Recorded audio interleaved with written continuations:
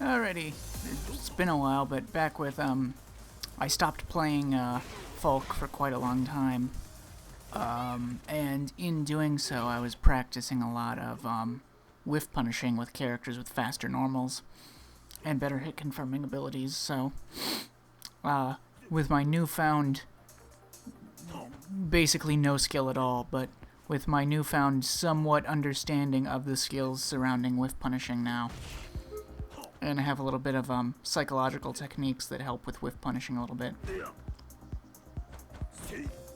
Come on. So I have him randomly doing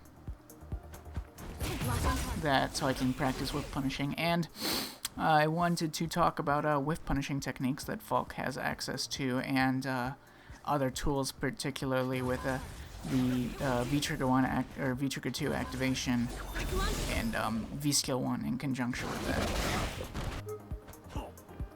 So, light kick, standing light kick, has no functional benefit. Like, that doesn't work, even if you successfully get the whiff punish with the standing light kick, unlike those close range normals. Because it has like huge range. This is like very similar to Sakura's standing light kick, except Sakura's hits further down here and is 4 frames, not 5 frames.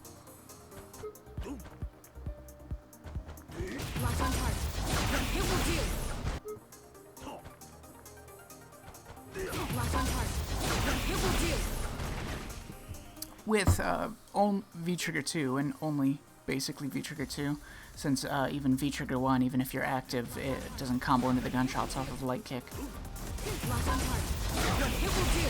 You get whiff punishes both when you have it ready to go and when you're already active.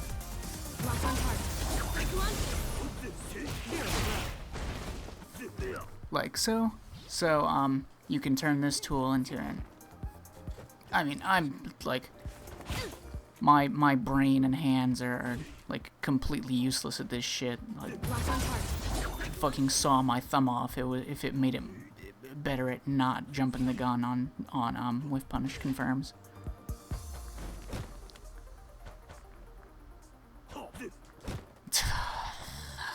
Like so.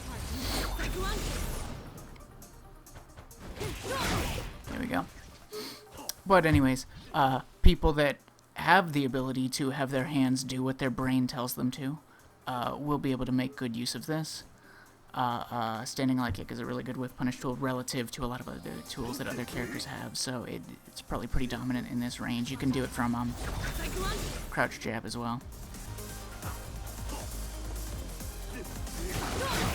Like so.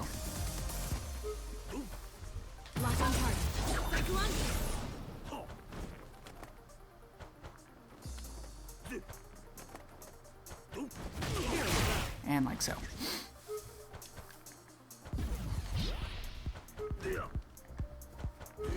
So yeah, all of Falke's, fast normals that she could use to be very strong at close range with punishing, if not for the fact that they're not special cancelable into anything that will work at the ranges that they do.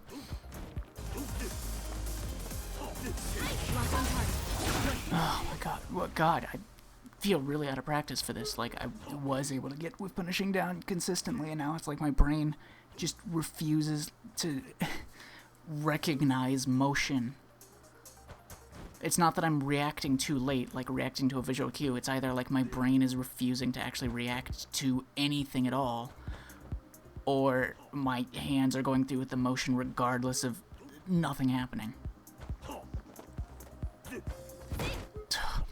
But anyways, I mean, this isn't a video to explain how useless my brain is at doing this shit. This is a video to explain tech. So, in a few, so there's a few ways you can activate into trigger. You can either get a hit confirm, go into a combo. That's a normal way to do it. You can wait for a fireball to come out. If you see a fireball start up, you can generally just deactivate, and at best you'll trade with the fireball, and you can get some like unique combos off of that. You can do that like basically anytime Laura does a fireball, you can just activate and punish her through the fireball. Or if it's just a regular fireball, worst case, or best, not worst case because it's why you're doing it, but you can do this activation, but you won't be whiffing for a year because the fireball will just hit you, you'll take like 60 whatever damage, and that'll be that. So pretty easy way to get activated. But beyond that, you can do an extended hit confirm. With crouch strong, it's really easy to hit confirm. That huge window, and forward fierce has a huge window to hit confirm as well. But beyond that, you can also just use it by itself as a whiff punishing tool.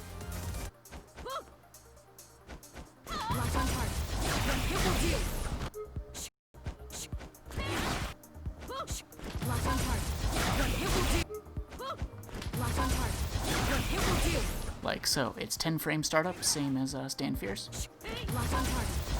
And it has massive amounts of range, way more than Fierce does. So Fierce hits about like, Fierce hits from here, V-trigger activation hits from like here.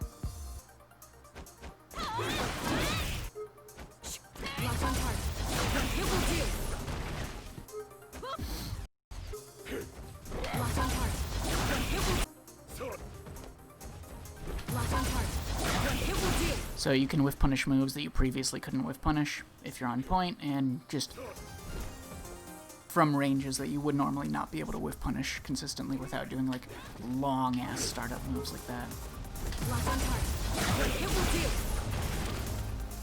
So that's the benefit of the activation point. Beyond that, VSkill1 has a few enhanced properties that I feel have obviously been known forever, but I feel have gone. Oh, there's one more activation point for going into V-Trigger 2 that is new, or new to me at least. I hadn't used it at any point, so. So it's been known forever that you can do VSkill1.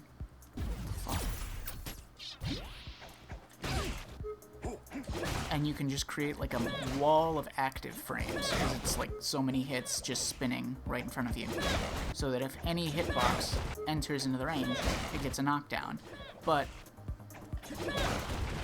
they immediately drop to the ground. There's no like float or juggle or anything, and you're basically not even plus after it happens. Now, it's so fast that it might catch people off guard if they, don't quick rise or back tech it. And then you'll be able to get pressure after that, or Oki. But I mean, if they just quick rise, you're getting like next to no damage from this. If it trades like that, you're almost always going to be losing that trade in terms of damage output, at least. And it's going to give them more time to recognize that they're getting hit, thus making it easier for them to react and tech from the knockdown. And yeah, if they tech, you're minus in this situation. However,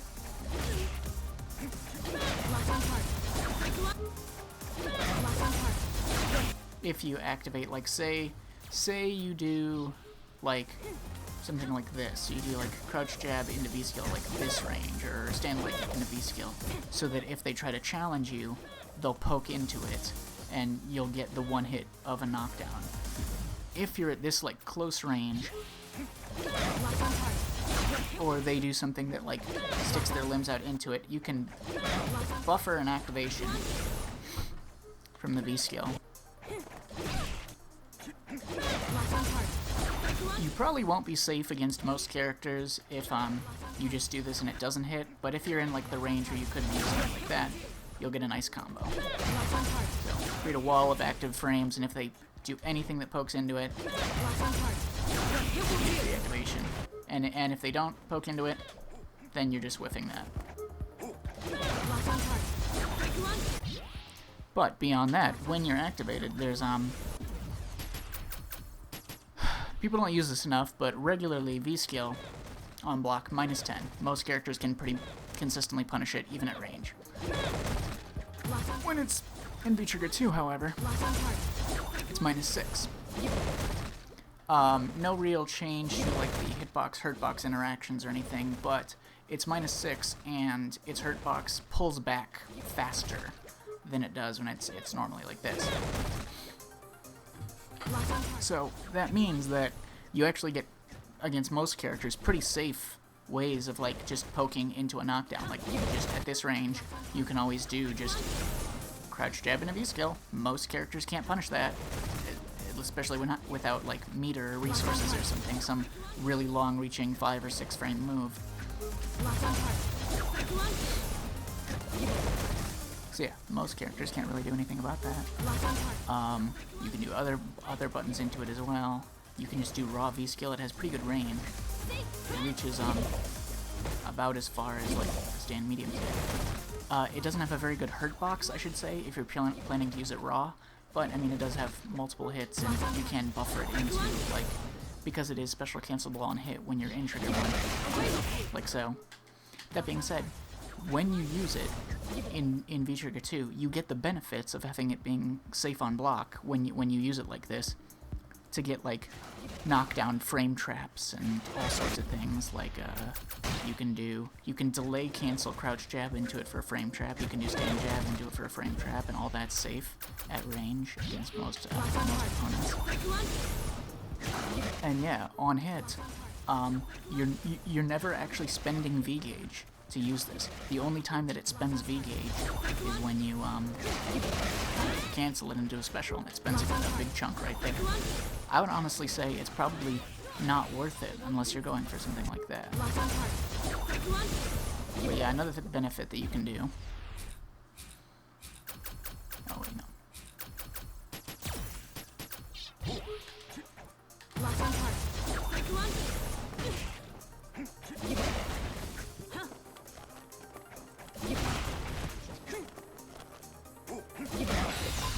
Is you can buffer in a super input, and it reaches significantly further than the V-Trigger activation would have. So, when you're in V-Trigger, you basically get that. If you try to cancel into like any other special, it's not going to work, it's not going to combo. This, I believe, is -7 on quick rise, so still punishable if they quick rise.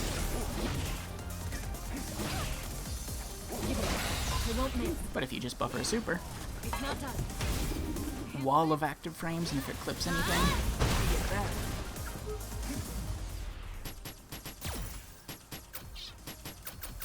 This is in addition to just like the natural footsies benefits that you get from being able to whiff punish things and then go into a knockdown when you're in Trigger 2 or when you have the activation for it. So anything you get a whiff punish with a Stanley kick or crouch jab or anything, and you can constantly just be doing you can do this. This is pretty safe on block at range. It's -11, but it, if you do it really far out, you're nowhere near the opponent. So you can do stuff like that pretty safely.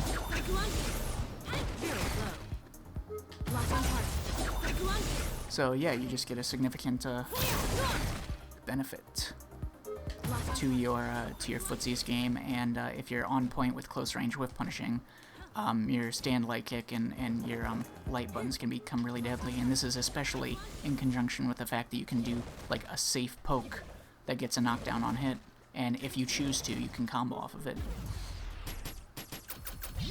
Or you can you know, get bigger combos off of it, and more corner carry. But I honestly probably wouldn't do that if it's not necessary, because you don't have to spend V gauge to use it normally, and it's a projectile reflector. Even when you use it to reflect projectiles, it doesn't spend any V gauge unless you cancel it into a special. So it's pretty good.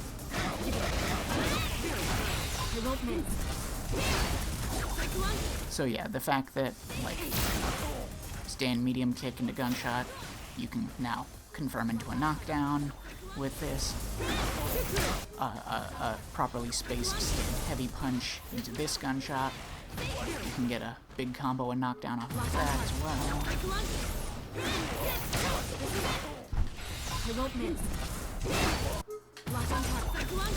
And this will go over a multitude of footsies buttons. It's not like anywhere near as good as like Kage's V-Trigger 1, V-Skill 2. Like the big dive that also hits as an OTG that just like completely obliterates any footsies normals. It just destroys everything. Nowhere near as good as that. This has a pretty bad hurt box relative to that, but it still goes over quite a few normals in footsies, and you can use it in that capacity. But yeah, mainly the ability to get the tight whiff punishes if you're good at that sort of thing. There's also something I never checked before, but because of the change between versions of the game, where the gunshot now floats for longer, which is why you can do this combo. I believe that was like a Season 4, Season 5 change or something. But the fact that gunshot will float them longer in the air can be used in conjunction with the V-skill as well. And you can get decent Oki if they say like back rise or something. You can dash up after them and still be +3, which is a pretty good Oki. If they quick rise, you can do a single dash and generally get within throw range. So it's still like you're -2 if they quick rise and you double dash, but... And it also depends on how far away your V-skill hit from. Okay, if it's close range, they'll float for quite a while. If it's not, then they'll fall faster.